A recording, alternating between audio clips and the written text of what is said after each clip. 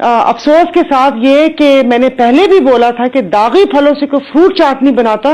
ان داغی لوگوں سے یہ حکومت بنا کے اگر ہم یہ سوچ رہے ہیں کہ اس ملک کو کسی پٹڑی پہ چلا لیں گے تو پتہ نہیں, مجھے تو نہیں لگتا. جو ان 75 سالوں میں ملک کا حال ہوا ہے اور جو باریاں لگا کے انہوں نے کیا ہے, اور ابھی جو یہ قانون اور اس کی بات ہو رہی ہے, عوام کو بھی نظر آنا چاہیے کہ اگر ایک بندہ 50 روپے کے اسٹامپ پیپر پہ باہر جاتا ہے تو پھر اس کو واپس کیسے لایا جاتا ہے. گارنٹر کو وزیر اعظم نہیں بنایا جاتا.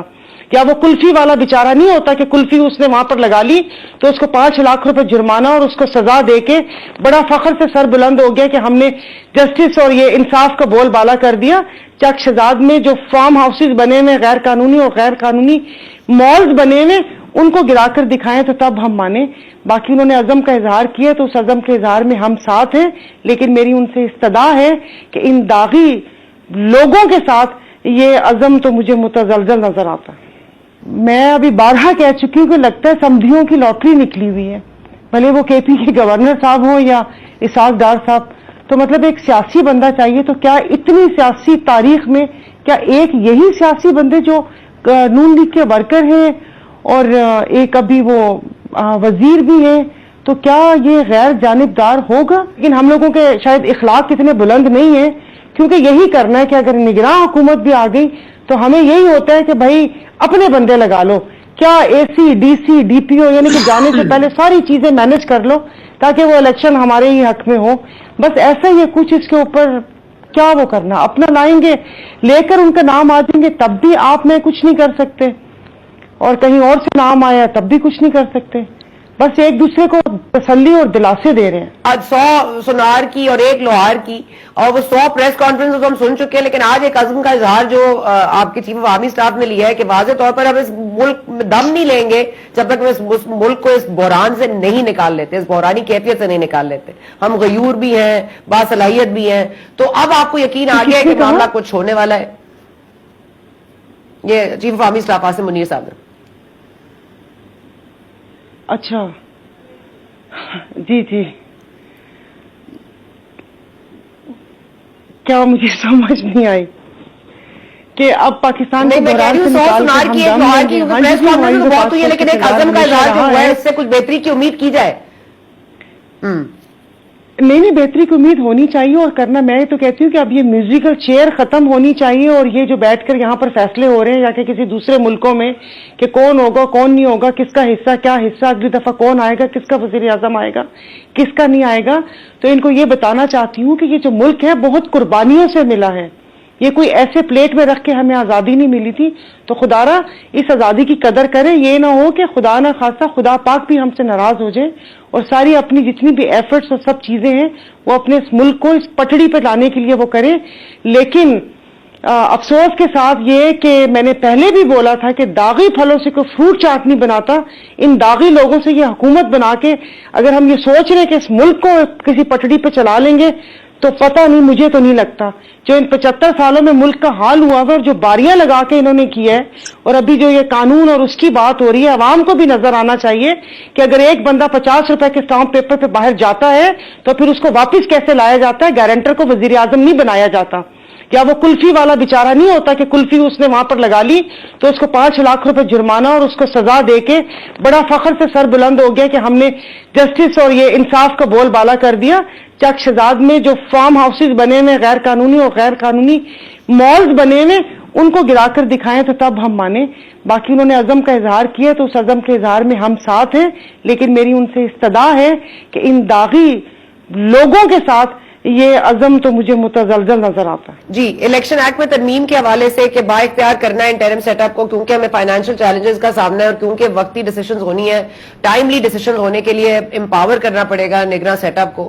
تو آپ اس حوالے سے کیا رائے رکھتی ہیں؟ کیونکہ طوفانی میں اگر پیالی میں طوفان ہم مچا رہے ہیں, میڈیا اسپیکولیٹ کر رہی ہے, تو ہمیں اسپیکولیشن کا کوئی ریزن مل رہا ہے یا ہم ایسے ہی مس انفارمیشن میں لانے کا ہمیں شوق ہو رہا ہے؟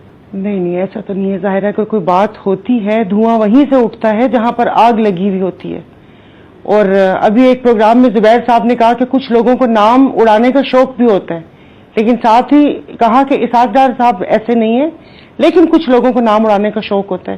تو دیکھیے جو انٹرم سیٹ اپ کے جو وزیر اعظم کو اتنے اختیارات دینے ہیں وہ ساری گیم میں نے آپ کو مطلب آپ مجھے سمجھانا نہیں آ رہا کہ وہ یہی ہے کہ یہ ایک دوسرے کو تسلی دے رہے ہیں. ان کو کہیں سے گارنٹی نہیں مل رہی, ان کو کنفرمیشن نہیں ہے ان پارٹیز کو کہ وہ جو نگراں سیٹ اپ ہے وہ, کیونکہ مثال تو انہوں نے قائم کر دی نا پنجاب اور پی کے میں کہ وہ چلے جا رہے ہیں اور بہت دھڑلے سے وہ قلم کی جنبش سے مراعات بھی دے رہے ہیں اور ٹرانسفر پوسٹنگ اور سب یہ ہوتا ہے. ہم لوگوں کی سوچ ٹرانسفر پوسٹنگ اور کیا کہتے ہیں سیٹ ایڈجسٹمنٹ سے آگے نکل ہی نہیں سکتی. تو اب اپنا مہرہ بھی اسی لیے لے کر آ رہے ہیں کہ اگر آگے تک چل گیا تو کوئی ایسا بندہ ہو جو کہیں اور سے ڈکٹیشن نہ لے. اور بھائی آپ نے الیکشن کروانے ہیں تو اس میں کون سے اختیارات دینے کی ضرورت ہے؟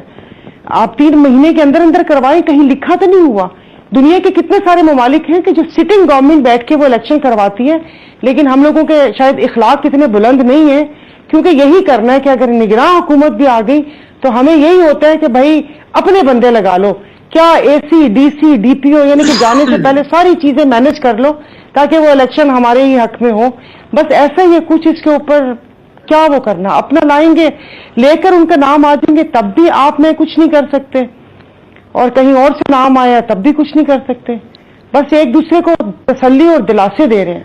یہ تسلی اور دلاسے جو دے رہے ہیں ایک دوسرے کو, تو آپ یہ سمجھتی ہیں کہ میں بھی یہ سمجھتی ہوں کہ میری تو خبر یہی ہے کہ فیصلہ تو ہو چکا ہے اور فیصلہ ڈار صاحب کے اوپر نہیں ہوا, فیصلہ تو کسی اور نام پر ہوا ہے. تو یہ ڈار صاحب کو پوزیشن کرنا اس وقت ایک اسموک اسکرین بنانا یا ایک دوسرے کو تسلی دینا, یہ کس نے فیصلہ کر لیا؟ اور یہ فیصلہ دبئی میں تو نہیں ہوا سائرہ. تو آپ کو لگتا ہے کہ یہ معاملہ کہیں اور ہی طے ہوگا اور ان کو جو نام ملنے ہیں وہاں سے اب تک نہیں مل رہے؟